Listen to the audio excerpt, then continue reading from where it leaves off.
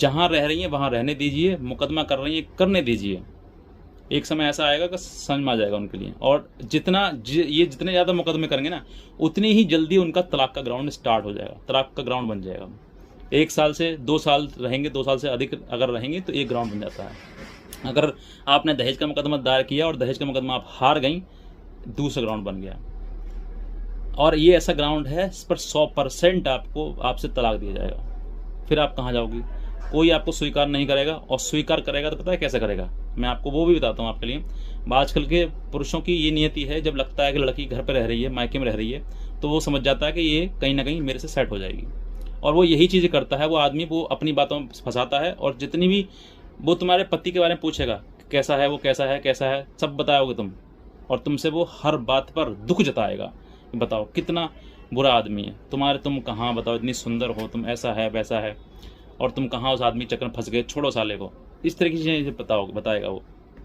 और फिर उसके बाद तुम्हारा यूज़ करके और वहीं उसी गटर में छोड़ देगा जिस गटर में तुम जिंदा आज रह रही हो।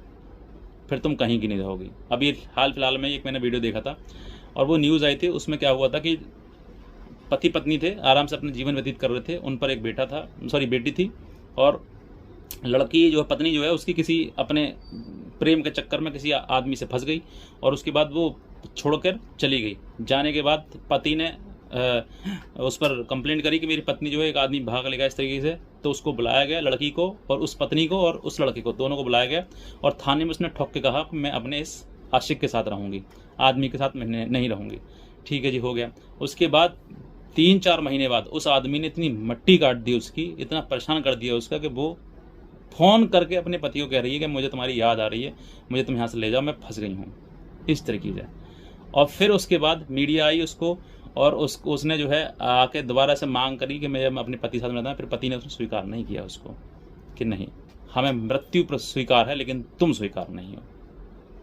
तो इस तरह के हालात महिलाएं क्रिएट कर रही हैं आज के टाइम में, कि उनके अंदर बुद्धि विवेक का मतलब कहते हैं खत्म ही हो गया है। जो तुम मुकदमे जिसके ऊपर कर रही हो ना, एक बार ध्यान से देखो ना कि तुम्हें जीवन कहाँ काटना है, अपने माँ के साथ, अपने पिता के साथ, अपने भाई के साथ, या यूं ही कहीं यहाँ यूज़ तो कहीं वहाँ यूज़ चलता रहेगा। इस तरह की चीज़ें आप मत करिए। जहाँ हो वहीं से अपने पति के साथ रहिए, और जितना हो सकता है उतना कॉम्प्रोमाइज़ करने की कोशिश करिए। अब बात आ जाएगी कि सर कॉम्प्रोमाइज़ कैसे करें, वो तो मानते नहीं है। अरे तो वो मानता नहीं है, वो इंसान ही है ना। वो क्यों नहीं मानता है? क्योंकि तुमने कहीं ना कहीं ऐसी गलतियां, ऐसी भूल कर चुके हो तुम, जिस गलती और भूल के बाद वो इंसान मानना उसने बंद कर दिया, तुम्हारा कहना। इसीलिए मैं कहता हूं कि जीवन में आपको